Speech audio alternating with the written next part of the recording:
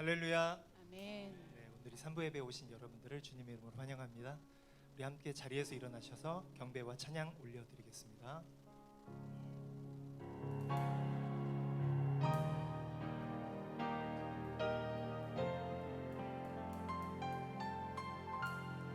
주께서 높은 보좌에 앉으셨는데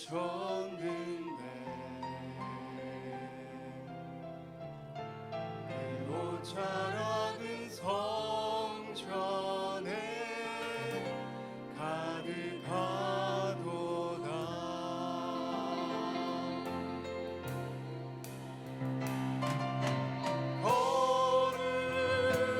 거룩하다 만군의 여호와, 그 영광이 온 땅에 충만하시도다. 주님의 성령 내게 임하여 하늘의 영광 나타내게 하소서. 주님의 성령 내게 임하여 하늘의 영광 나타내게 하소서. 주님의 성령, 주님의 성령 내게 임하여 하늘의 영광 나타내게 하소서. 주님의 성령 내게 임하여 하늘의 영광 나타내게 하소서. 내가 여호와를 바라고 내 영혼이 기다리며 여호와의 말씀에 소망을 두고 있습니다. 내 영혼이 기다리는 것이 아침이 오기를 기다리는 파수꾼보다 더 간절합니다. 이스라엘은 여호와를 바라라.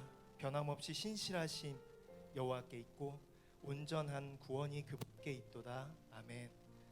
찬양과 영광 받기 합당하신 우리들의 신실하신 아버지께 이 예배를 올려드립니다. 소망 가운데 주를 바라는 자들의 심령에 충만의 충만으로 임재하여 주시옵소서. 우리를 구원하신 놀라우신 이름 예수 그리스도의 이름으로 기도드렸습니다. 아멘. 우리 예배 받기 합당하신 주님께 큰 박수와 함성으로 올려드립니다. 아멘. 아멘. 주님으로 영광 받아 주옵소서. 아멘. 힘차게 박수 치시면서 찬양하시겠습니다.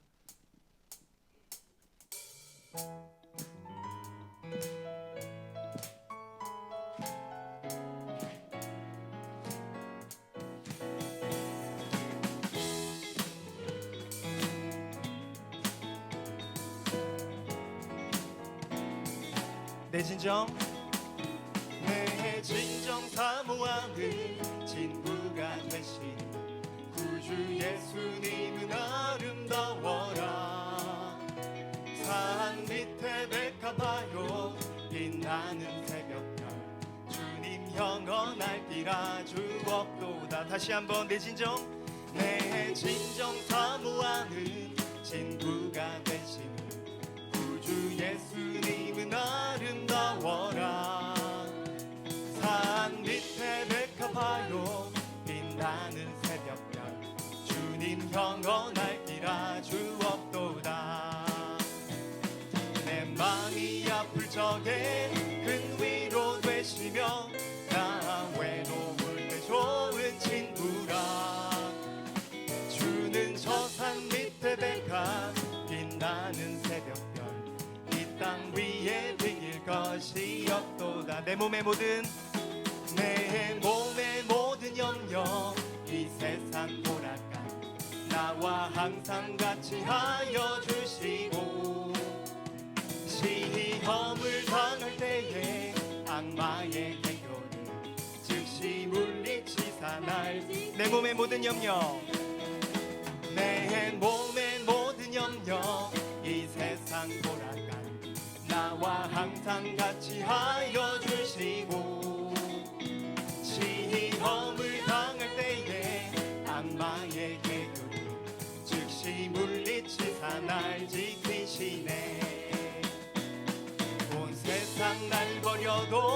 주 예수 안 버려 끝까지 나를 돌아보시니 주는 저 산 밑에 백합 빛나는 새벽별 이 땅 위에 비길 것이 없도다.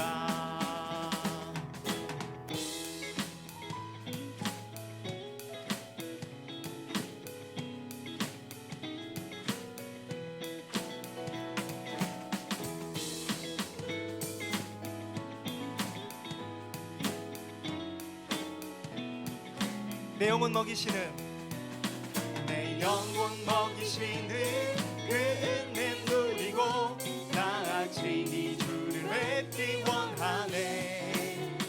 주는 저 산 밑에 백합 빛나는 새벽별 이 땅 위에 비길 것이 없도다. 내 영혼 먹이시는 그 은혜 누리고 나아지니 주를 뵙기 원하네. 주는 저 산 밑에 백합 빛나는 새벽별 이 땅 위에 비길 것이 없도다. 좋으신 하나님, 좋으신 하나님, 좋으신 하나님, 참 좋으신 나의 하나님. 좋으신 하나님, 좋으신 하나님, 좋으신 하나님, 참 좋으신 나의 목소리 높여 고백합니다. 좋으신 하나님, 좋으신 하나님, 좋으신 하나님, 참 좋으신 나의 하나님. 좋으신 하나님, 좋으신 하나님, 좋으신 하나님, 참 좋으신 나의 다시 한번 목소리 높여 좋으신 하나님, 좋으신 하나님, 좋으신 하나님, 참 좋으신 나의 하나. 참 좋으신, 참 좋으신 나의 하나. 마지막으로 참 좋으신, 참 좋으신 나의 하나님. 아멘. 우리의 참 좋으신 하나님 되신 분께 큰 박수와 영광과 함성으로 올려드립니다. 아멘. 아멘. 자리에 앉으셔서 계속 찬양하시겠습니다.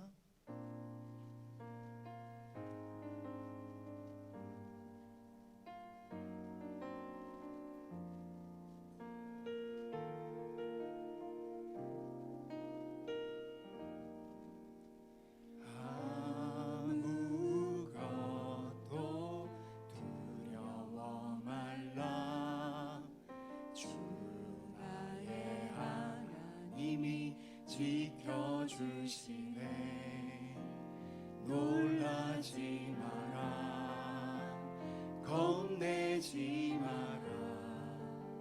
주님 나를 지켜주시네. 아무것도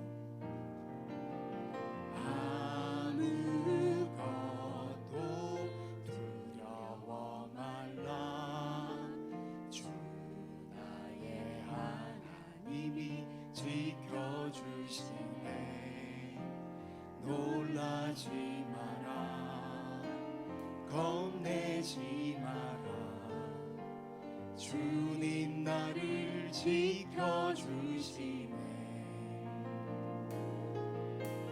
내 마음이 힘에 겨워 지칠지라도 주님 나를 지켜주시네.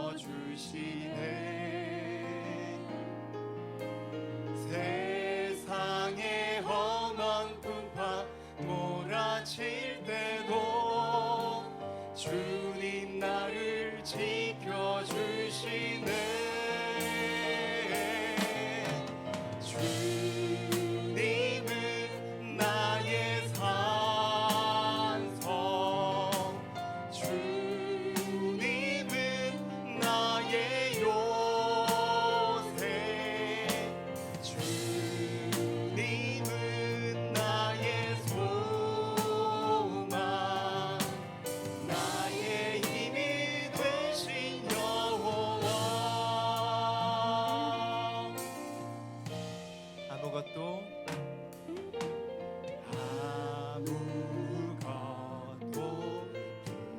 두려워 말라. 주 나의 하나님이 지켜주시네. 놀라지 마라. 겁내지 마라. 주님 나를 지켜주시네. 아무것도 두려워 말라. 아무것도 두려워 말라. 주 나의 하나님이 지켜주시네. 놀라지 마라. 겁내지 마라. 주님 나를 지켜주시네. 내 맘이 힘에 겨워 지칠지라도 주님 나를 지켜주시네. 세상의 험한 풍랑 몰아칠 때도 주님 나를 지켜주시네.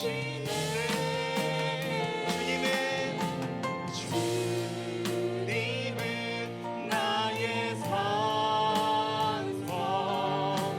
주님은 나의 요새. 주님은 나의 소망. 나의 힘이 되신 여호와. 성령이 오셨네. 성령이 오셨네. 성령이 오셨네. 내 주에 보내신 성령이 오셨네. 우리 인생 가운데 친히 찾아오셔서 그 나라 꿈꾸게 하시네. 성령이 오셨네. 성령이 오셨네. 성령이 오셨네. 내 주에 보내신 성령이 오셨네.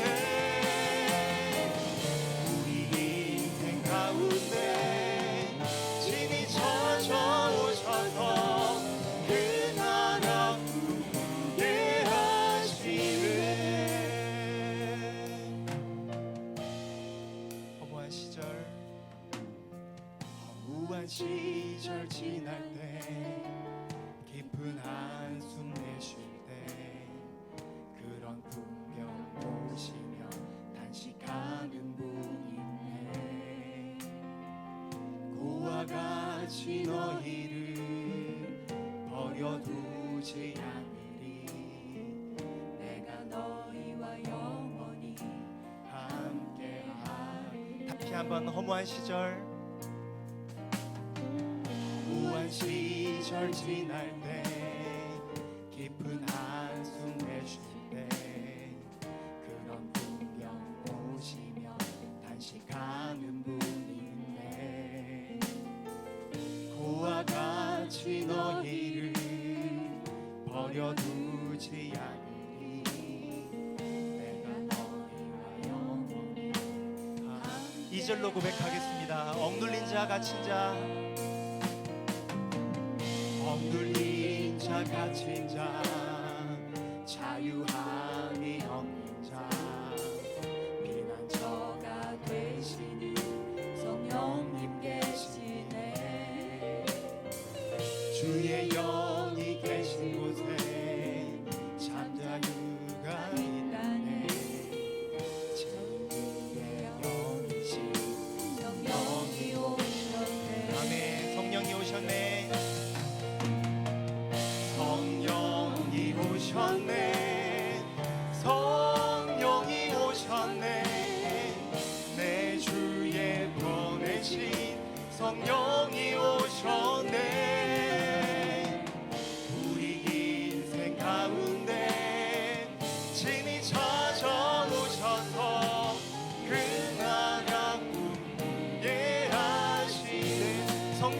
오셨네.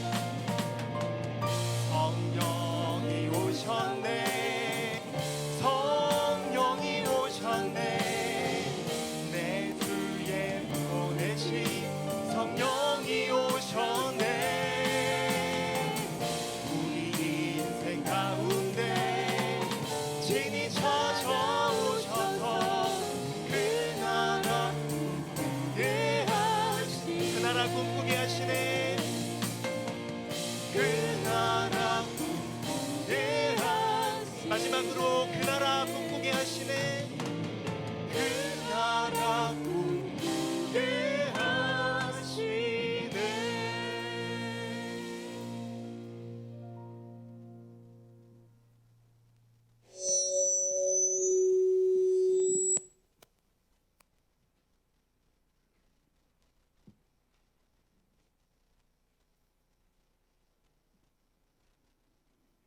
저희가 간절히 아버지를 찾을 때에는 국률의 마음으로 저희의 작은 목소리에도 귀 기울여 주시고 우리가 삶에 파묻혀 아버지를 잊고 있을 때조차도 변함없이 저희들 곁에서 한량없는 사랑과 은혜를 베풀어 주시는 자애와 사랑이신 아버지, 지난 한 주 동안 아버지의 돌보심과 사랑에 감사와 찬양을 드리기보다는 순간순간 세상의 것들에 집중하여 터져나오는 한숨과 불만으로 아버지의 영광을 가리웠던 저희들의 어리석은 삶을 고백합니다.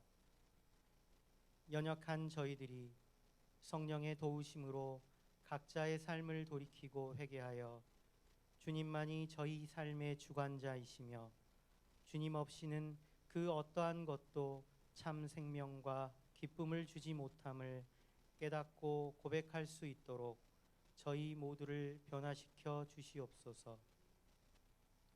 세상 만물의 질서를 세우신 창조주이신 아버지, 코로나라는 이전에 겪어보지 못했던 바이러스로 인해 세상은 미래에 대한 두려움과 막연한 공포로 불안함과 혼란스러움이 갈수록 만연해지고 있습니다.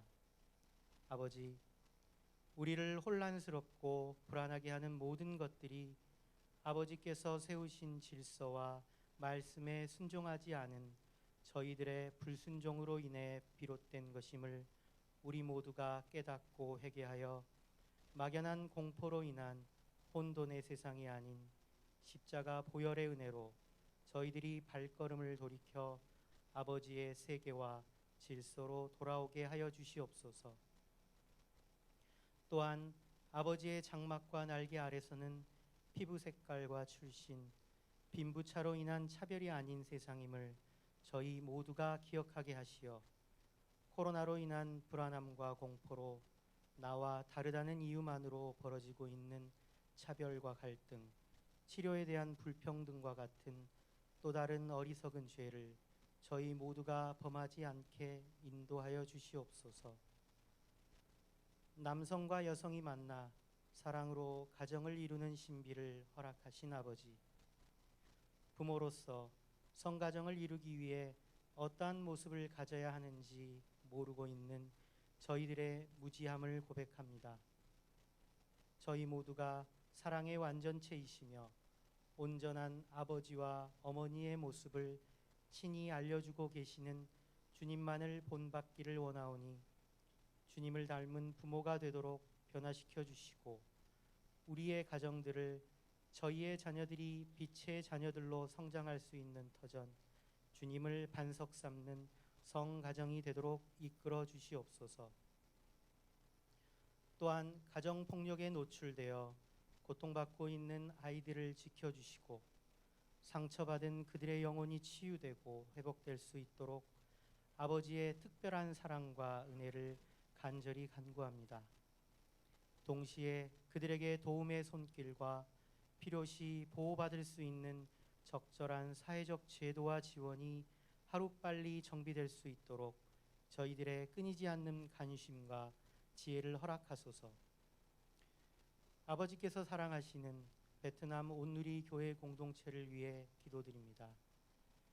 교회의 머리 대신 아버지께만 마음을 확정하고 무엇보다 아버지 말씀을 갈망하고 말씀으로 위로받으며 말씀을 삶의 지표로 삼는 교회의 공동체가 되게 하시옵고 아버지의 이름으로 모인 성도들이 교회 공동체 안에서 늘 당신을 향한 감사와 사랑의 마음을 담은 찬양의 노래가 넘쳐나게 하사 삶에서 당신을 증거하는 주님의 참 자녀들이 자라나는 선한 능력의 공동체로서 나날이 성장케 하소서.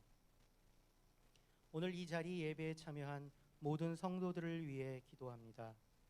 예배를 통해 당신의 은총에 감사하는 자리, 위로와 기도가 필요한 성도들에게는 함께 기도함을 통해 아버지의 따뜻한 위로와 주님께서 늘 보호하심을 느낄 수 있는 주님과 기쁘고 행복한 교제의 시간이 될 수 있도록 인도하여 주시옵고 주님의 귀한 말씀을 전해주는 정재욱 목사에게 말씀을 전하는 능력과 은혜를 부어주시어 오늘 예배를 통해 주시는 아버지의 말씀이 성도들의 마음 안에 뿌리내려 이곳 베트남에서 당신의 말씀을 기꺼이 전하는 제자의 삶을 살 수 있도록 축복하여 주시옵소서.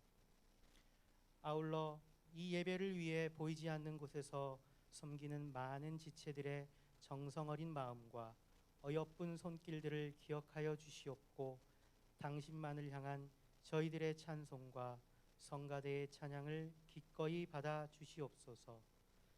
이 모든 것 비치시고 홀로 영광 받기 합당한 예수 그리스도의 이름으로 기도드렸습니다. 아멘.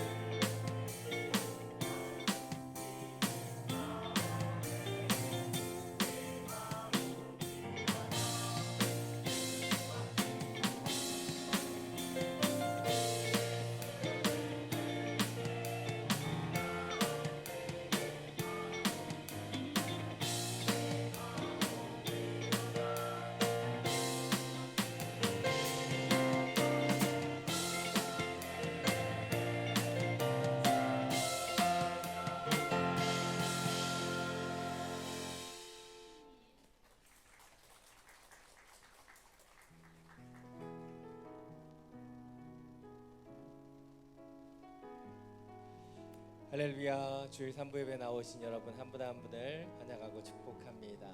이 시간 예배함을 통해서 주님의 은혜 가운데 더 깊이 들어가게 되기를 간절히 축원합니다. 우리 옆에 있는 분과 이렇게 인사하기 원합니다. 온 마음 다해 하나님만 사랑하십시오. 온 마음 다해 하나님만 사랑하십시오. 그 사랑으로 함께 축복하며 찬양하겠습니다.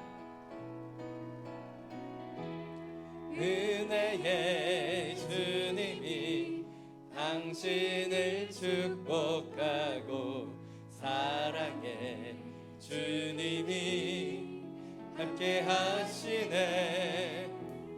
은혜의 주님이 당신을 축복하고 사랑의 주님이 함께 하시네. 우리의 두 손을 가슴에 모으고 은혜의 주님이 내 삶을 축복하고 사랑의 주님이 함께 하시네. 은혜의 주님이 내 삶을 축복하고 사랑의 주님이 함께 하시네. 우리에게 은혜와 사랑을 주시는 주님께 감사 영광의 박수 올려드립니다. 아멘, 아멘. 주님의 은혜와 사랑 가운데 더 깊어지는 우리 모두가 되기를 간절히 축원합니다. 몇 가지 교회 소식 전해드리겠습니다. 코로나19 감염증 예방을 위해서 들어오실 때 열측정과 손소독 함께 참여해 주시면 감사하겠습니다. 또 예배 진행 중에는 가급적 우리 마스크를 착용해 주시면 감사하겠습니다. 주보사의 간지를 보시면 소망의 힘이다라고 하는 마리아 행전 간지가 있습니다. 이 마리아 행전은 기도 모임입니다. 나라와 민족 그리고 열방을 위해서 기도하는 시간입니다. 몇 년 전부터 우리 본교회에서 계속해서 진행되고 있는 행사인데요. 올해는 저희가 함께 라이브로 참여하지 못하지만 이번 주 본교회에서 진행되는 행사를 가지고 다음 주에 저희가 함께 모여서 기도하는 시간들을 갖게 되기를 원합니다. 코로나19와 여러 변화들 속에서 우리가 기도해야 되는 것이 필요한 것 바로 주님만이 우리의 소망 되시기 때문입니다. 그래서 제가 이것들을 준비하고 오늘 보니까요, 꼭 강사이신 유기성 목사님, 이재원 목사님 다 여기 오실 것처럼 써놨더라고요. 그래서 오시는 건 아니고 영상으로 진행된다는 것 기억해 주셨으면 좋겠고요. 7월 1일부터 3일까지 3일 동안 우리가 함께 모여서 기도합니다. 기도는 홀로도 할 수 있지만 더불어 함께 기도할 때 하나님 주시는 은혜가 더 있습니다. 그래서 푸미음과 안푸에 저희가 차를 돌려서 함께 모여서 기도하기를 원합니다. 그래서 많이들 오시고요. 미리 신청해 주시면 저희가 점심 식사를 준비하도록 하겠습니다. 여러분이 내주시는 20만 동보다 더 많은 금액의 식사를 준비해서 제공할 계획입니다. 기도하고 나면 배가 고프기 때문에 식사까지 제공하는 걸로 했습니다. 기억해 주시고 더 많은 분들이 함께 기도하는 자리에 참여해 주시면 감사하겠습니다. 간제에 있는 것처럼 저희 기도할 때 한 마음과 한 뜻으로 기도하기 위해서 복장을 맞춥니다. 그래서 상의는 하얀색으로 또 하의는 짙은 색으로 입고 와 주시면 감사하겠습니다. 혹시 이제 남성분들이 오고 싶으시면 마리아와 같은 마음으로 오시면 됩니다. 걱정하지 마시고요. 복장만 맞춰서 오시면 모두가 오셔서 같이 예배할 수 있습니다. 기도하며 또 예배하는 귀한 자리에 함께 사모함으로 참여해 주시면 감사하겠습니다. 7월 생명의 삶이 1층 카페 샤이닝 글로리에 준비되어 있습니다. 하나님의 말씀을 더 가까이 하는 이 한 달이 되기를 원합니다. 교회 등록을 원하시는 분들은 예배 그냥 돌아가지 마시고 안내위원들에게 문의해 주시면 감사하겠습니다. 이제 하나님의 말씀을 함께 나누겠습니다. 오늘 하나님께서 우리에게 주신 말씀 누가복음 2장 1절부터 14절까지의 말씀입니다. 오늘 하나님께서 우리에게 주신 말씀 누가복음 2장 1절부터 14절까지의 말씀입니다. 제가 가진 성경 신약 71페이지입니다. 이 말씀을 저와 여러분이 각자의 성경을 통해 교독으로 함께 봉독하겠습니다. 그 무렵 아우구스투스 황제가 칙령을 내려 전 로마 통치 지역은 호적 등록을 하게 됐습니다. 이것은 구레누가 시리아의 총독으로 있을 때 실시된 첫 번째 호적 등록이었습니다. 그래서 모든 사람은 호적을 등록하기 위해 각각 자기 고향으로 갔습니다. 요셉도 갈릴리 나사렛 마을을 떠나 다윗의 마을인 유대 땅 베들레헴으로 올라갔습니다. 요셉은 다윗 가문의 직계 혈통이었기 때문입니다. 그는 약혼한 마리아와 함께 호적을 등록하러 그곳에 갔습니다. 그때 마리아는 임신 중이었습니다.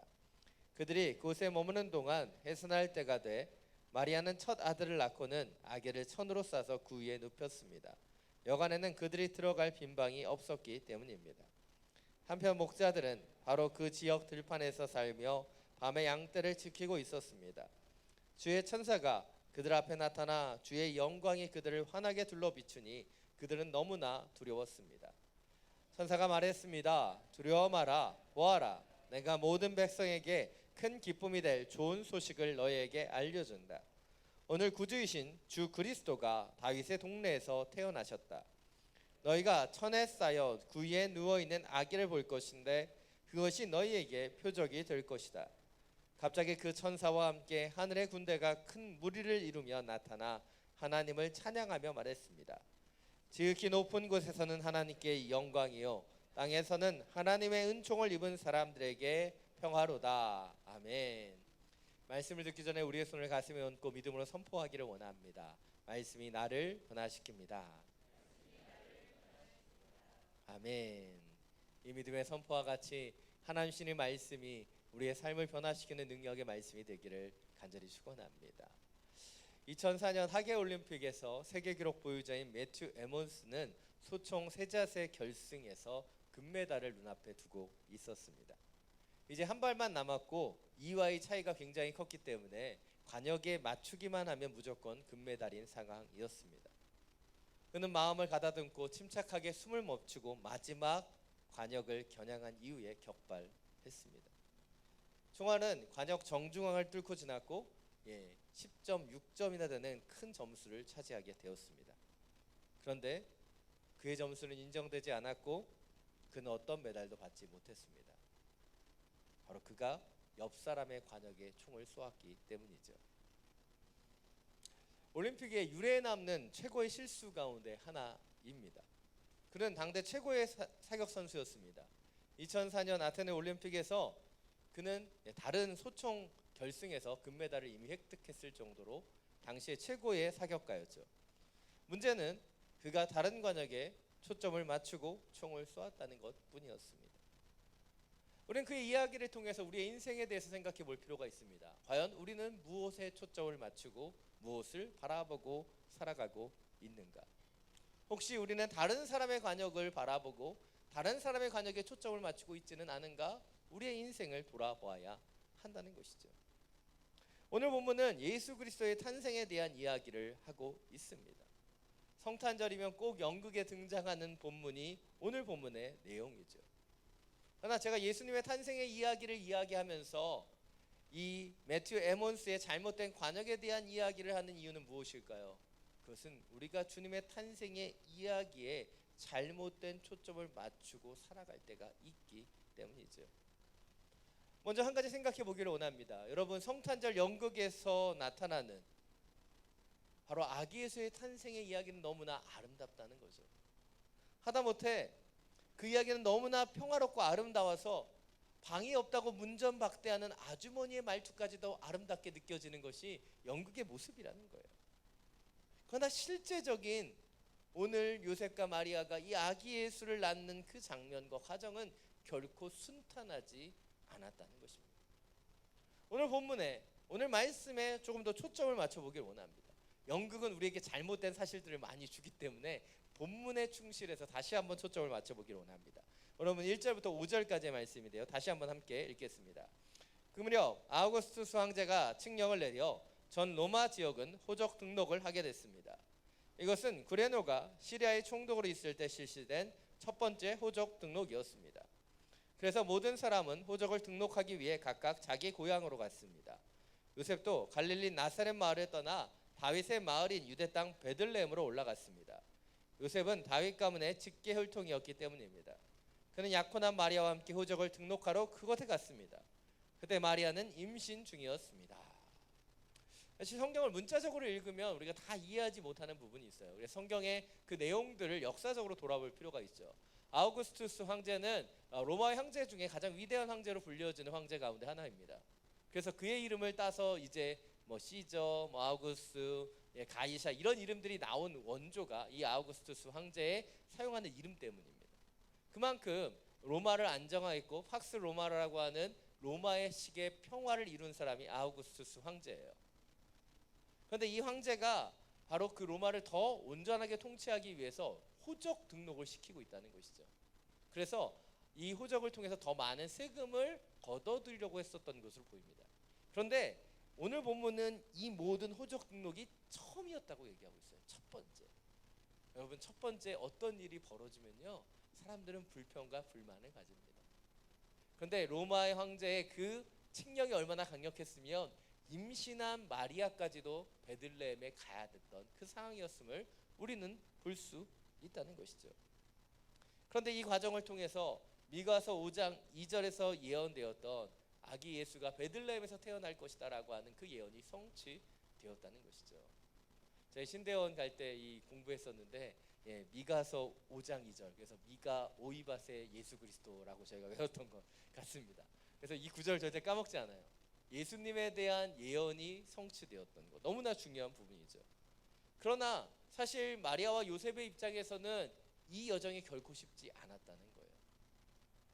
나사렛에서부터 베들레헴까지 약 200km 가까이 되는 여정이기 때문이죠.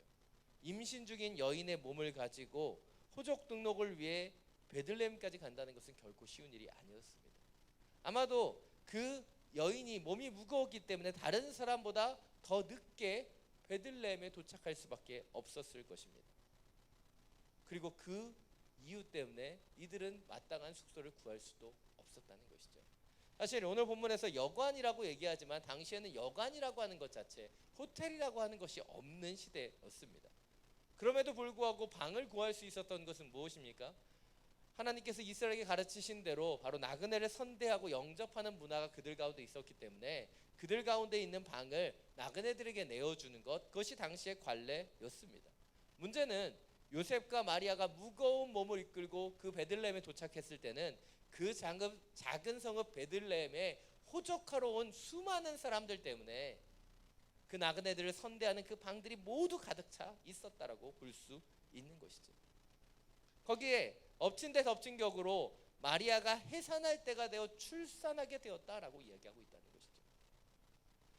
사실 성경은 해산할 때가 되어 출산하게 되었다라고 묘사하지만 당시에 정확한 예정일을 알 수 없었던 시대이기 때문에 우리는 한 가지 예측해 볼 수 있습니다. 200km의 그 여정을 걸어왔기 때문에 이 무리한 일정 때문에 마리아는 더 빨리 출산하지 않았을까 추측해 볼 수 있다는 것이죠. 제가 이렇게 말씀드리는 이유는 제가 2009년 6월 30일 그날을 잊지 못하기 때문입니다. 이날은 이제 며칠 안 남았는데 저희 아들의 생일이에요. 저희가 첫째를 출산했던 날입니다. 6월 30일, 원래 예정일이 7월 중순이었거든요. 근데 2, 3주를 더 빨리 나왔어요. 그 이유가 저희 아내가 젊었고 저희가 지식이 부족해서 임신한 몸을 이끌고 여기저기 많이 다녔기 때문이에요.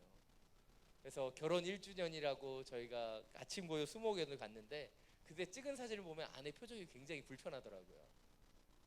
저만 웃고 있더라고요. 그리고 그날도 서울에, 그때 인천에서 제가 사역하고 있었는데 서울에 가족 모임이 있어서 서울까지 가서 식사하고 돌아오고 씻는 도중에 아내가 양수가 터져서 급히 산부인과 가서 우리 첫째를 낳았던 기억이 있습니다. 무리했기 때문에 출산이 당겨지게 된 것이죠. 그래서 저는 오늘 요셉과 마리아의 모습을 보면서 이 출산이 예정되었기보다는 조금 더 빨리 당겨진 출산은 아니었을까 조심스럽게 예측해 보게 된다는 것이죠. 그러나 이들의 출산은 어떠했습니까? 안정적인 집에서 나사렛의 많은 그 지인들 사이에서 또 산파와 여러 안정적인 곳에서의 출산이 아니었다는 것이죠. 베들레헴에는 유명한 산부인과가 있지 않았습니다. 거기에 산파도 있지 않아요. 평범한 가정집도 아닌 동물의 우리에서 비위생적인 곳에서 갑작스러운 출산을 하게 된 것이죠. 요셉과 마리아의 마음이 어떠했을까요? 성경을 보면 간단하게 묘사되어 있지만 그 어디에도 의사나 산파의 도움을 받았다라고 하는 장면이 나타나 있지 않습니다. 과연 어린 요셉과 마리아가 어떻게 이런 갑작스러운 출산을 감당할 수 있었을까 묵상해 보게 된다는 것이죠. 이 아기 예수를 출산하는 일은 결코 쉬운 일이 아니었어요. 힘겹고 어려운 일이었죠. 그리고 다행스럽게 출산을 다 마친 이후에도 어떤 일이 벌어집니까? 요셉과 마리아는 더러운 그 위에 아이를 눕혀야만 하는 그런 그 상황 가운데 놓여져 있었다는 것이죠. 오늘 본 6절 7절입니다. 다시 한번 함께 읽겠습니다. 그들이 그곳에 머무는 동안 해산할 때가 돼 마리아는 첫 아들을 낳고는 아기를 천으로 싸서 그 위에 눕혔습니다. 여관에는 그들이 들어갈 빈 방이 없었기 때문입니다. 오늘 본문을 보면서 저는 한 가지의 질문을 던지게 되었습니다. 왜 하나님께서는 당신의 아들 예수 그리스도께서 이 땅에 오시는 그 귀한 일을 위해 여관방 하나조차도 예약해 주지 않은 것일까? 아고다에서 호텔스닷컴에서 클릭 몇 번이면 예약할 수 있는데 왜 그런 일들을 하나님께서는 하시지 않았을까? 전능하신 하나님께서 충분히 예비하실 수 있었을 텐데 왜 이토록 요셉과 마리아에게 가혹한 현실을 주시고 어렵게 출산을 이어가게 하신 이유는 무엇일까? 왜 하필이면 전능하신 하나님 아버지의 아들인 예수 그리스도가 말 구유에 눕혀져야만 했는가 생각해 보게 된다는 것이죠. 특별히 오늘 바로 요셉과 마리아가 그 아기 예수를 낳은 그곳은 우리가 상상했던 것보다 더 열악한 곳입니다. 우리는 그분이 마구간에서 아이를 낳은 것으로 생각하지만 사실 제가 보여드리는 사진을 보시면 더 현실적인 그림들을 볼 수 있습니다. 그래서 이게 어디 같으세요? 마구간 같으세요? 예, 동굴같이 보이죠. 실제로 당시 팔레스타인 지역에서는 동물들을 마구간이나 우리에 가두지 않고 이 동굴에서 이 축사하는 것들이 일반적이었습니다. 이 사진은요, 제가 1월에 성지순례 갔을 때 목자들의 들판교회, 들판에 있는 목자들의 교회의 벽화에 그려져 있는 그림을 제가 제 사진기로 찍어온 것입니다. 제가 직접 찍어온 거예요,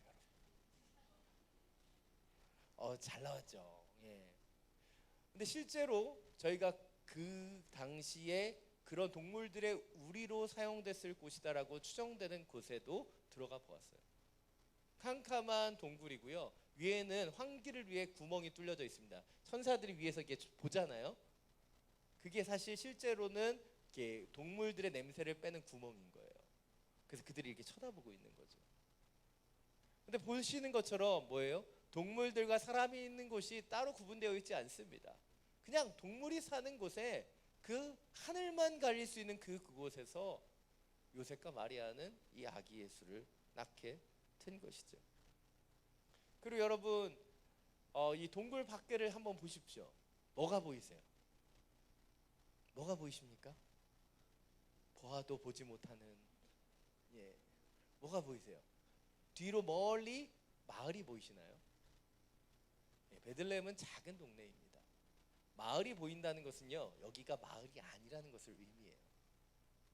동물을 키우는 곳을 뭐예요? 당시에는 마을과 떨어져 있는 곳에서 길렀습니다. 왜 목자들이 가장 먼저 와서 영접할 수 있었는가?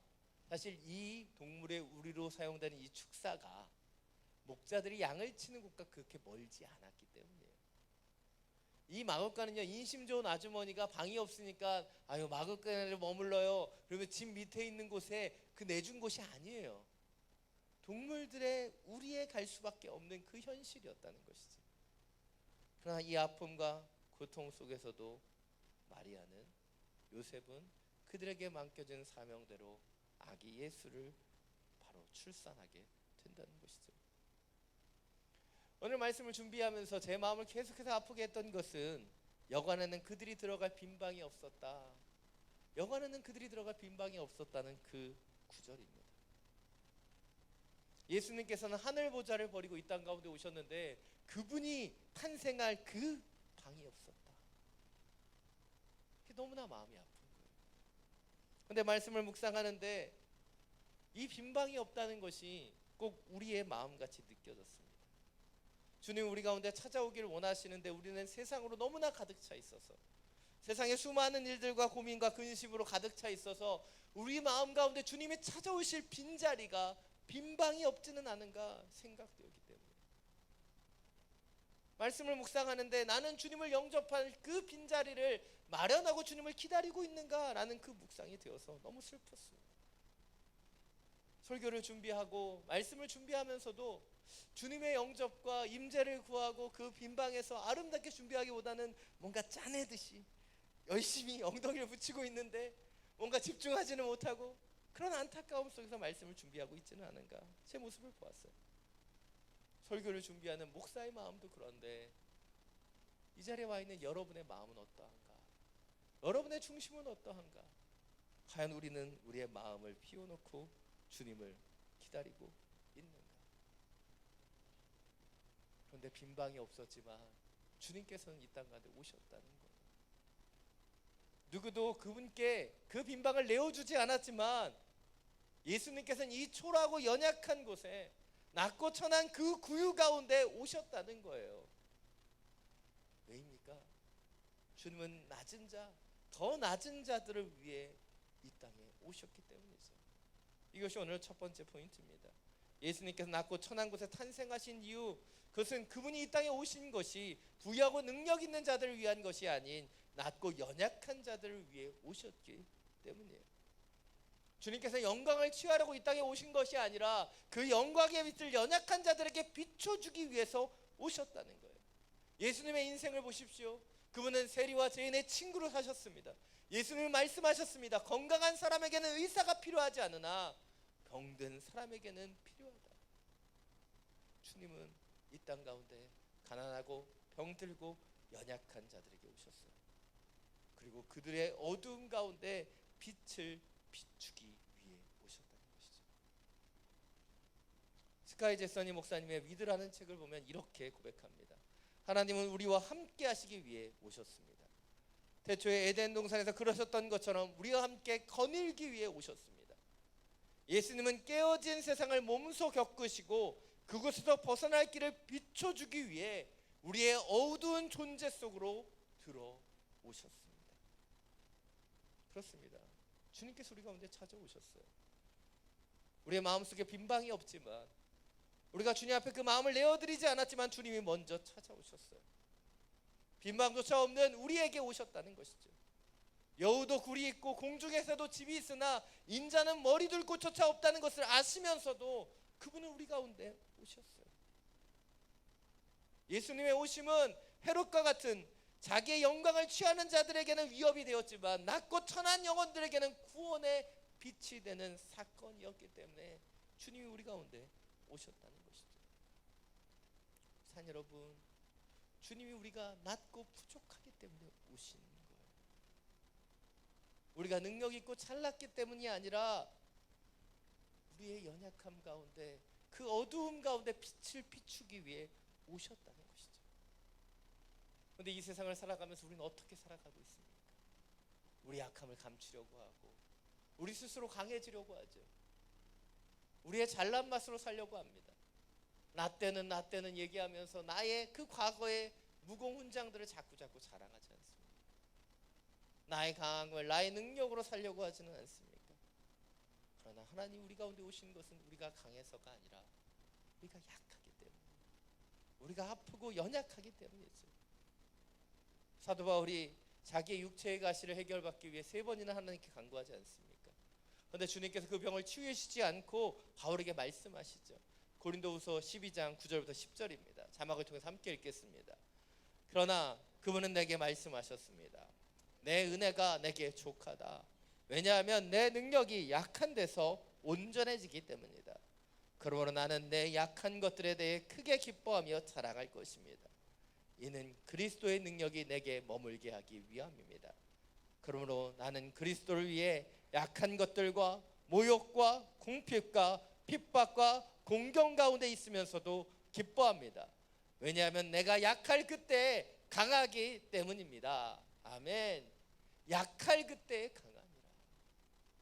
약할 그때 강함이라. 주님께서 우리에게 약하기 때문에 찾아오셨어요. 우리가 강해지려고 할 때가 아니라 우리가 약할 그때 주님께서 우리에게 찾아오셔서 우리를 강하게 하셨다는 것이죠. 사랑 여러분, 주님 우리 가운데 오시는 이유는 우리가 약하기 때문이에요. 우리 어둠 가운데 빛을 비추시길 원하셨기 때문입니다. 우리가 능력이 있고 우리가 잘나고 우리가 강하기 때문이 아니라 우리가 약하기 때문에 약한 우리 가운데 그 약함을 위로하기 위해 오시는 거예요. 사랑 여러분, 스스로 강해지려고 하지 마십시오. 우리가 약한 그 자리에 주님이 채워주시는 거예요. 함께 하시는 것입니다. 내 겉모습을 꾸미려고도 하지 마십시오. 교만해지려고 하지 마십시오. 우리가 주님 앞에 겸손할 수밖에 없는 것, 우리의 약함을 인정할 때 주님께서 우리의 영혼을 덮으시고 함께 하시기 때문이죠. 자, 여러분, 이 세상을 살아가면서 자꾸 우리는 강해지려고 합니다.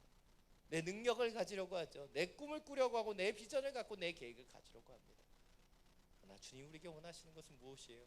약한 우리를 찾아오는 그분을 위해 우리의 마음을 비우는 것이요, 그리고 그분을 영접할 수 있는 것입니다. 누가 그분을 영접합니까? 약한 그 영혼이 주님을 받아들이는 것입니다. 자, 여러분, 우리가 이곳에 예배할 수 있는 이유가 무엇이에요? 우리의 약함을 인정하기 때문이고 약할 그때 주님께서 우리를 찾아와 주셨기 때문이죠. 여러분, 자꾸 기도하며 강해지기를 기도하지 않기 원합니다. 약한 우리를 주님이 덮어주셔서 주님의 능력으로 서고 주님의 능력으로 강해질 수 있는 하나님의 사람들이 되시기를 간절히 축원합니다. 여러분, 8절부터 12절 말씀입니다. 다시 한번 함께 읽겠습니다. 한편 목자들은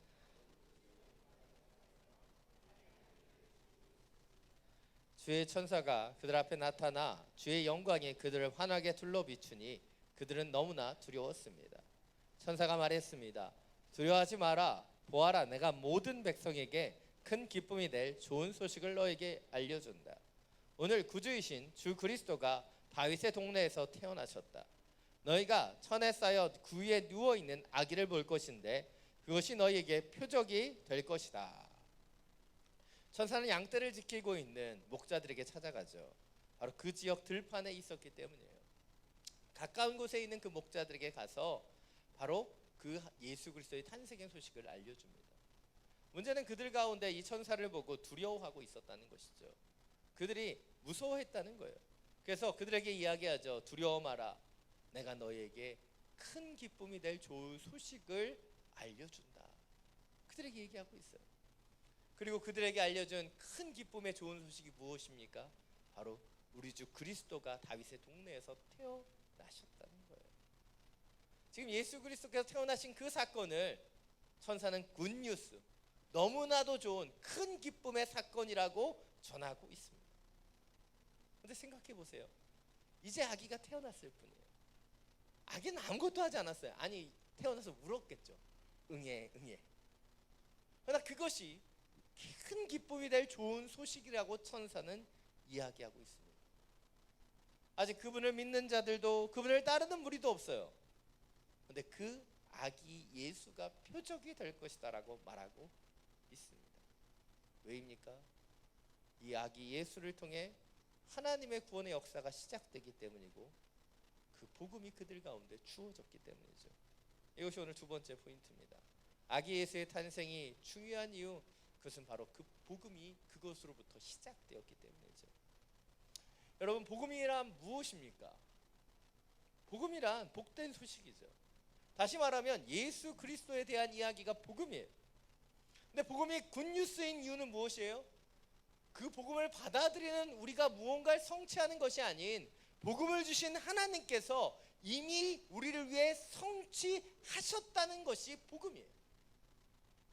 복음은요, 우리가 그 복음을 믿고 받아들이는 것, 그것이 중요한 것이 아닌 주님께서, 하늘의 하나님께서 이미 우리를 그 위해서 이 모든 것을 행하셨다는 것, 그것이 복음이에요. 우리는 이 복음을 받아들이는 것, 믿음에 대해서 생각합니다. 우리가 그것을 받아들이고 우리가 그것을 믿고 우리가 그것을 붙잡는 거라고 생각해요. 그러나 복음은요, 철저하게 예수님 중심의 사건이에요. 우리가 행하는 것이 아닌 주님께서 이미 행하신 일이기 때문입니다. 믿음에 있어서 우리의 믿음이 중요한 것이 아닌 믿음의 대상이 얼마나 확실한가가 훨씬 더 중요한 부분이에요. 팀 켈러 목사님은 센터 처치라는 책에서 이렇게 말씀하십니다. 두 사람이 비행기를 타고 있었어요. 그 중에 한 사람은 비행기를 타는 것에 대한 두려움이 있었죠. 비행기나 승무원에 대한 믿음이 없었습니다. 비행에 대한 두려움도 있고 염려도 있었습니다. 반대로 한 사람은요, 비행을 두려워하지 않았습니다. 비행기도 신뢰하고 여정도 두려워하지 않았어요. 그리고 두 사람은 모두 비행기를 타고 목적지까지 날아갔고 비행을 잘 마쳤습니다. 한 사람은 의심했고요, 염려했습니다. 다른 한 사람은 굳건한 믿음을 갖고 있었어요. 두 사람의 믿음은 너무나 달랐습니다.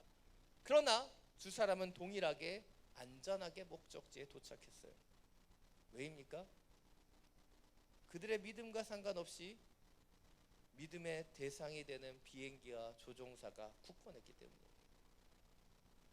동일합니다. 우리 가운데 복음이 놀라운 것은 이 복음을 우리의 믿음의 크기로 받아들이는 것이 아닌 믿음의 대상이 되신 예수 그리스도가 복음이기 때문이에요. 그리고 그 복음은 이미 주님께서 성취하신 이야기이기 때문이에요. 우리가 그 복음을 선물로 받아들이기만 하면 되는 것입니다. 자, 여러분, 복음은요, 바로 예수 그리스도의 탄생을 통해서 시작된 겁니다. 우리가 행하는 것이 아니에요. 우리의 믿음으로 되는 것이 아닙니다. 우리의 공로로 되는 것이 아니에요. 우리의 행위로 되는 것이 아니죠. 복음은 오직 전적인 하나님의 은혜입니다. 예수 그리스도의 탄생이 위대한 것, 그것은 바로 복음이 시작된 거예요. 구원의 역사가 바로 예수 그리스도께서 하늘 보좌를 버리시고 이 땅에 오심을 통해서 시작되었기 때문이죠. 우리는 그 선물의 복음을 받아들이면 되는 것입니다. 자, 여러분, 우리는 복음을요, 내 믿음으로, 내 능력으로, 내 힘으로 붙잡으려고 합니다. 그러나 복음은 선물로 우리 가운데 주어진 거예요. 이미 하나님께서 그 아들 예수 그리스도를 통해 구원의 그 감격과 은혜들을 다 이미 이루어 주시는 거예요. 그것을 우리가 받아들이면, 그 복음을 듣고 그것을 받아들이면 모든 믿는 자에게 구원을 주시는 하나님의 능력이 임하게 되는 것이죠. 그것이 복음입니다. 왜 아기 예수의 탄생이 놀랍고 감격적인 사건인가? 복음이 시작되었기 때문에, 하나님께서 먼저 그 복음의 역사를 우리 가운데 이루어 주셨기 때문에 우리는 그것을, 그 선물을 받아들이면 되는 것이죠. 자, 여러분, 내 믿음으로, 내 힘으로 주님 앞에 나아가려고 하지 마십시오. 주님이 주시는 그 선물을 우리가 받아들이면 되는 거예요. 주님이 먼저 그 하늘 보좌를 버리고 이 땅 가운데 오셨어요. 주님이 우리를 위해 십자가를 지셨고 우리를 위해 부활하셨습니다. 그것을 받아들이면 바로 하나님의 놀라운 능력을 통해 우리가 구원을 얻게 되는 것입니다. 그 구원의 감격의 사건을, 복음을 받아들일 수 있는 우리 모두가 되기를 간절히 축원합니다. 우리 마지막으로 13절 14절 함께 읽겠습니다. 갑자기 그 천사가 하늘의 군대가 큰 무리를 이루며 나타나 하나님을 찬양하며 말했습니다. 지극히 높은 곳에는 하나님께 영광이요, 땅에서는 하나님의 은총을 입은 사람들에게 평화로다. 오늘 본문을 보면 천사가 그 목자들에게 소식을 전해줄 때는 한 명이었습니다. 그런데 천사가 그 소식을 전하고 나니까 기다리고 있던 하늘의 군대들과 함께 하나님을 찬양하기 시작해요. 이 13절을 통해 함께 코러스가 하나님의 그 영광을 찬양하고 있는 것입니다. 그 찬양의 내용은 두 가지죠. 첫 번째는 지극히 높은 곳에서는 하나님을 향한 영광이, 두 번째는 하나님의 은총을 입은 사람들에게 임하는 평화에 대한 찬양이라는 거예요.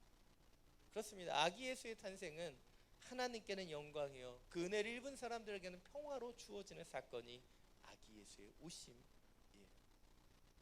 그 당시 아우구스투스 황제를 통해 로마는 팍스 로마나라고 하는 로마식 평화를 이루어 내었어요.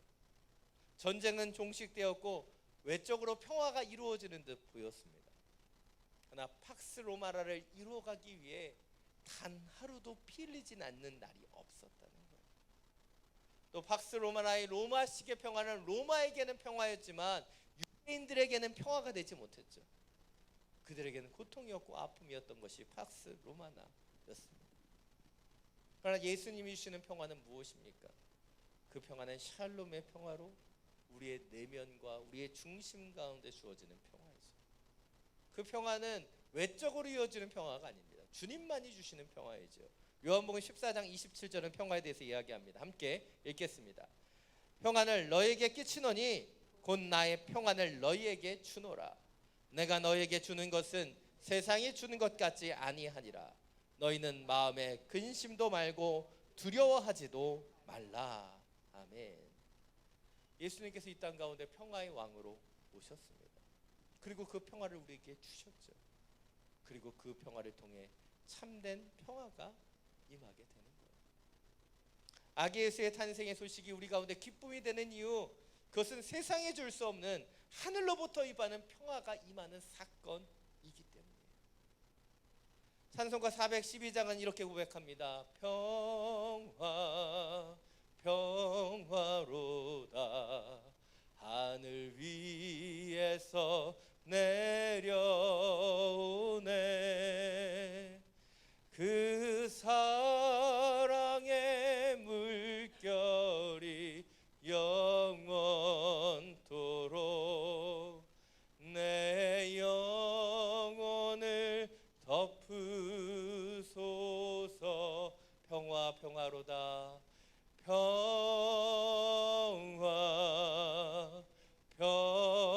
평화로다 하늘 위에서 내려오네. 그 사랑의 물결이 영원토록 내 영혼을 덮으소서.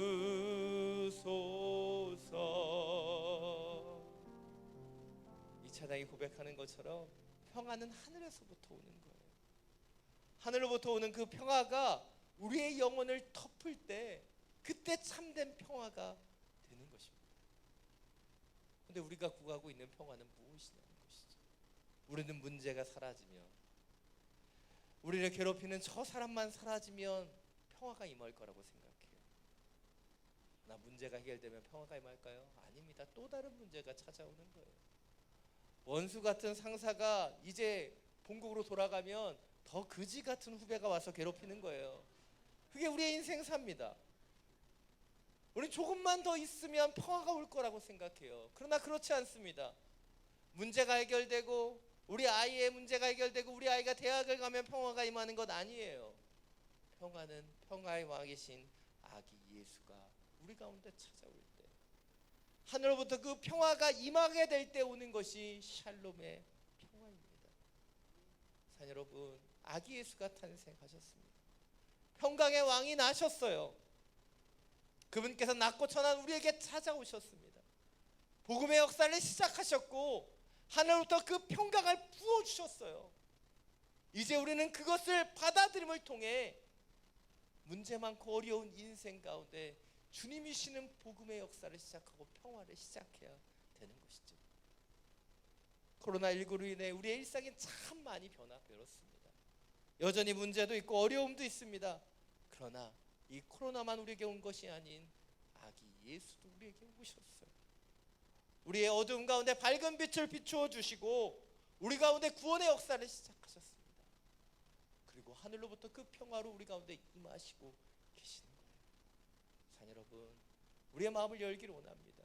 빈방이 없다고, 바쁘다고, 분주하다고 미루어 놓았던 그 모든 것들을 내려놓고 이제 복음의 일을 시작하신 그 주님, 아기 예수의 탄생을 받아들이며 그분이 주신 그 평화를 받아들이고 샬롬으로 살아가는 우리 모두가 되기를 간절히 축원합니다.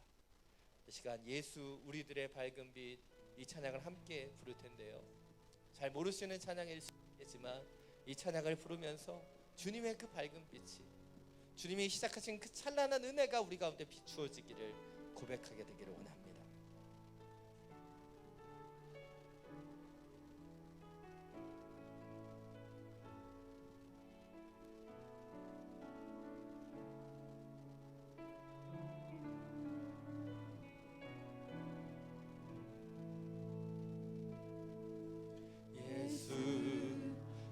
우리들의 밝은 빛 은혜와 긍휼을 베푸시는 주의 길을 따라가는 주의 자녀들에게 항상 밝은 빛을 비추시네. 그는 구원의 주 하나님 공의로 세상을 다스리시네. 그를 경외하는 자들에게 부어주시는 놀라운 주님의 영광. 하늘에서 찬란하게 빛나는 주의 영광 이 땅에 오셨네. 어둠을 밝히고 새 생명 주시네. 영원히 빛나는 나의 예수님 높이 영광과 찬양 받으실 그 이름 경배합니다. 슬픔을 거두고 내게 자유 주시네. 기쁨의 노래를 영원한 나의 왕인 예수께. 예수 우리들의 밝은 빛 예수 우리들의 밝은 빛 은혜와 긍휼을 베푸시는 주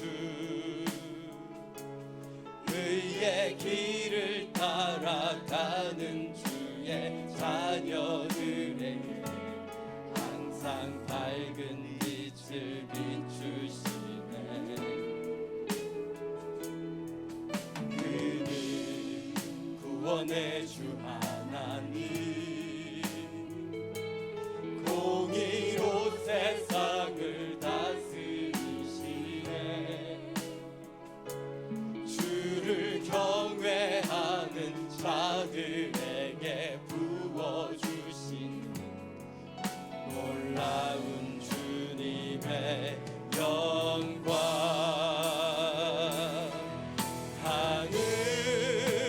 하늘에서 찬란하게 빛나는 주의 영광 이 땅에 오셨네. 어둠을 밝히고 새 생명 주시네.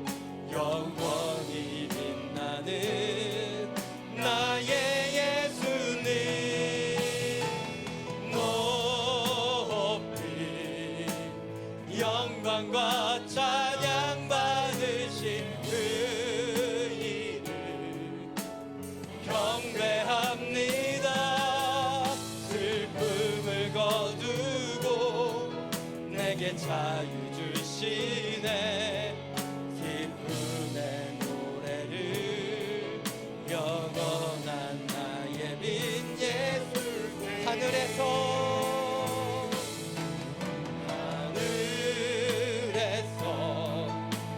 찬란하게 빛나는 주의 영광 이 땅에 오셨네.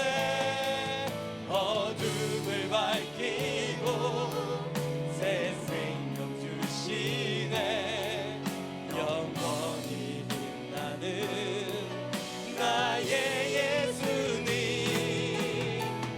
높이 영광과 찬양 받으실 그 이름 경배합니다.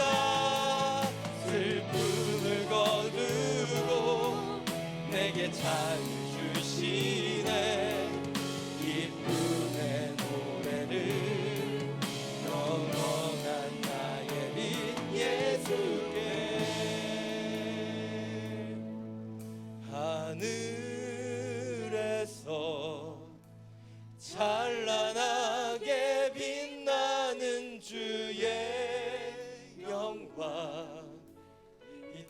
땅에 오셨네. 어둠을 밝히고 새 생명 주시네.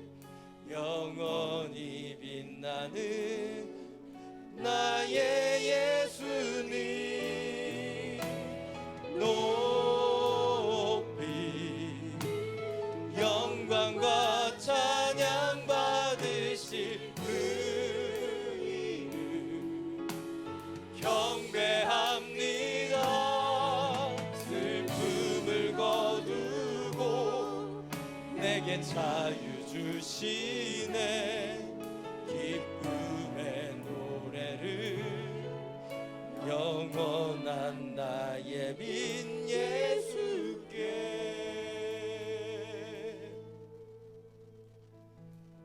이 시간 함께 기도하며 나가길 원합니다. 주님께서 하늘의 보좌를 버리고 이 땅 가운데 오셨습니다. 우리 가운데 있는 어둠을 밝히시기 위해, 우리 가운데 새로운 생명을 주시기 위해 오셨어요. 우리 가운데 필요한 것, 우리 가운데 찾아오시는 주님을 향하여 우리의 마음을 열고 그 빈박을 예비하는 것입니다. 빈박이 없습니다, 빈박이 없습니다 얘기하는 이 세상의 사람들과 같이 살아가는 것이 아니라 이 땅에 오신 주님을 영접할 수 있도록 우리의 마음에 주님을 받아들이는 것입니다. 주님이 먼저 행하신 그 복음의 역사를, 그 선물을 받아들이는 거예요. 하늘로부터 내려오시는 그 평화가 우리의 마음과 우리의 중심을 덮을 수 있도록 그 샬롬의 평화를 받아들이는 것입니다. 이 시간 기도할 때 주님, 아기 예수의 탄생이 진정으로 나의 기쁨이 되는 그 놀라운 복음의 사건이 되게 해주십시오. 그 복음을 받아들이고 그 평화를 받아들이고 그분이 우리 가운데 오시는 그 놀라운 영광의 빛이 우리 가운데 비추어지게 하여 주옵소서.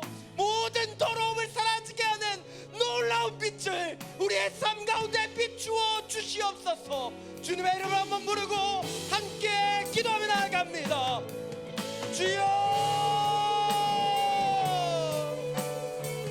주님, 우리를 위해 오시는 그 아기 예수, 빈방이 없고 인자는 머리 들 곳이 없지만 살아가는 우리를 구원하기 위해 우리 가운데 그 영광의 빛을 비추기 위해 오시는 그 아기 예수의 그 온전한 탄생을 기뻐하기를 원합니다. 목자들과 같이 그 주님을 찬양하며 경배하기를 원합니다. 모든 슬픔과 문제를 거두고 우리에게 자유를 주시며 기쁨을 주시고 평안을 주시는 주님 앞에 서기를 원합니다. 바쁘고 분주함 속에 주님을 향하여 빈방을 예비하지 못하는 인생이 되지 않게 하여 주시고, 현명한 여인들이 그 초를 켜고 주님의 임재를 기다렸던 것처럼 주님의 지혜로운 그 기름을 준비하는 하나님의 자녀 되기를 원합니다. 주님이 시는 그 복음이 우리 가운데 이미 선포된 그 놀라운 그 영광의 일들을 주여 선물로 받아들이기를 원합니다. 내 믿음으로 내 능력으로 이루고 하는 것이 아닌 주님이 주시는 선물을, 그 놀라운 선물을 받아들일 수 있기를 원합니다. 주를 경배하며 찬양하며 주여 그 평강의 왕이신 주님이 우리 가운데 오셨음을 기억하기를 원합니다. 우리의 문제 속에, 우리의 어려움 속에 주저앉는 인생이 되지 않게 하여 주시고, 평화의 왕이신 그 아기 예수의 탄생을 기뻐하며 그분이 시작하신 그 복음을 함께 시작하게 되기를 원합니다. 주님의 그 영광의 일들이, 그 평강의 일들이 마음을 열고 주님의 자리를 예비한 자들에게 시작되기를 원합니다. 주님, 그러니까 마리아를 통해 그 영광의 일을 시작하셨던 것처럼 주님, 우리를 통해 그 평화의 일이 시작되기를 원합니다. 복음의 일들이 시작되기를 원합니다. 다시 한번 우리의 문제를 내려놓고 왕이신 예수 그리스도 그분을 받아들이며 그분을 예배하며 경배하며 다시 한번 우리의 빛 대신 주님을 바라보게 하여 주옵소서. 성령이 우리의 마음을 이끄시기를 간절히 기도합니다. 세상의 문제를 얻어가며 코로나19로 인해 붙잡혔던 우리의 마음 가운데 주의 평강으로 임하여 주옵소서. 주의 평화로 주여 덮어 주옵소서. 나의 능력으로 살 수 없습니다. 약할 근데 못 강함이라 말씀하신 하나님의 놀라운 빛으로 우리가 가운데 임하여 주옵소서. 우리 가운데 말씀하여 주옵소서. 우리 주님만을 바라보며 찬양하는 당신의 영혼들이 되게 하여 주옵소서.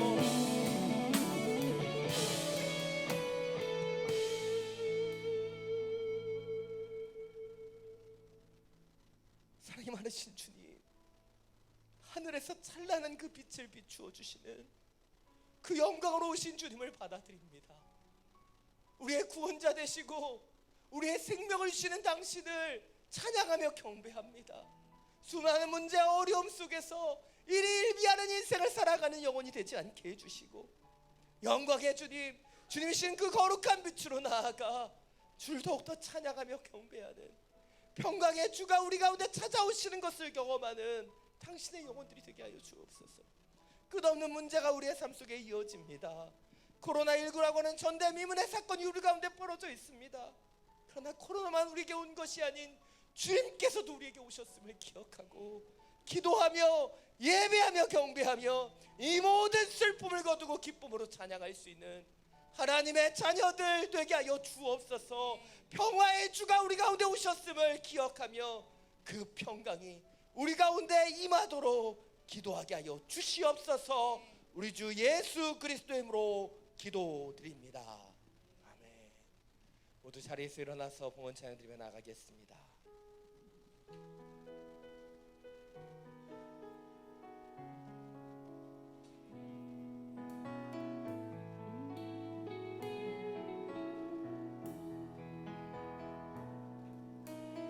선한 능력으로 안으시되 그 크신 팔로 날 붙드시네. 절망 속에도 흔들리지 않고 사랑하는 주 얼굴 구하리. 전에 괴로운 날 애워싸고 고난의 길을 걷는다 해도 주님께 모두 맡긴 우리 영혼 끝내 승리의 날을 맞으리. 선한 능력으로 일어서리. 주만 의지하리. 믿음으로 우리 고대 안에 주 오실 그날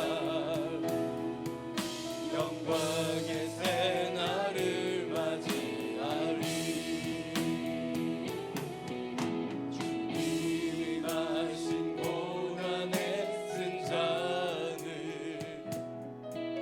우리도 감사하며 받으리. 주님의 남은 고난 채워가며 예수와 복음 위에 살리라. 선한 능력으로 일어서리. 주만 의지하리. 믿음으로 우리 고뇌 안에 주 오실 그날 영광의 새날을 맞이하리. 우리의 두 손을 들고 함께 고백합니다. 선한 능력으로 일어서리. 주만 의지하리. 믿음으로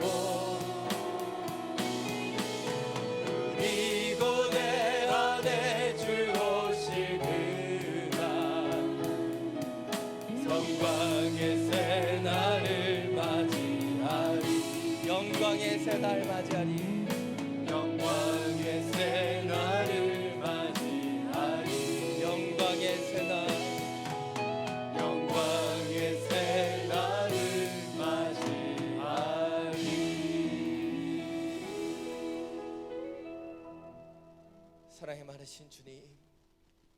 주님의 선한 능력으로 일어나기를 원합니다. 코로나19와 또 우리의 삶에 많은 문제들이 있지만 우리 가운데 아기 예수가 오셨기에, 평강의 왕이 우리 가운데 오셨기에 우리의 마음의 빈방을 예비하고 그 선한 능력으로 일어서기를 원합니다. 주님, 우리 가운데 주님의 힘을 더하여 주옵소서. 약할 그때 강함이라 말씀하셨으니 약하게 기도하길 원합니다. 약하게 예배하길 원합니다. 약하게 경배하길 원합니다. 우리를 채워주셔서 주님의 강한 용사 되게 하여 주시옵소서. 주신 예배와 말씀에 감사함으로 이 예물을 올려드립니다. 주님, 흠양하여 주시고 주님의 나라와 영광을 위하여 사용하여 주시옵소서. 이제는 우리 주 예수 그리스도의 은혜와 하나님 아버지의 놀라우신 사랑과 성령의 교통하심이, 아기 예수의 탄생을 함께 경배하며 찬양했던 목자들과 같이 우리의 마음의 빈방을 가지고 주님을 영접하며 주님의 복음을 받아들이며 우리를 덮으시는 평화 가운데 서기를 기도하는 사랑하는 주님의 영혼들 머리머리 위에, 지금도 열방 가운데 복음을 전하시는 선교사님과 그 사역 위에, 우리가 기도하며 살아가는 이 베트남 땅과 우리가 살아가는 우리의 조국 대한민국 위에, 코로나19로 고통받고 있는 전 세계 열방의 주의 영혼들 머리머리 위에 지금부터 영원토록 항상 함께하여 주시기를 간절히 축원하옵나이다.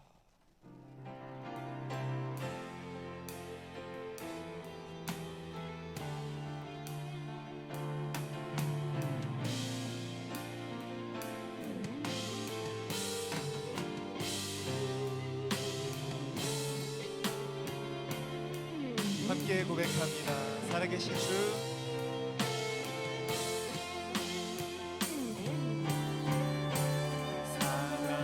살아계신 주,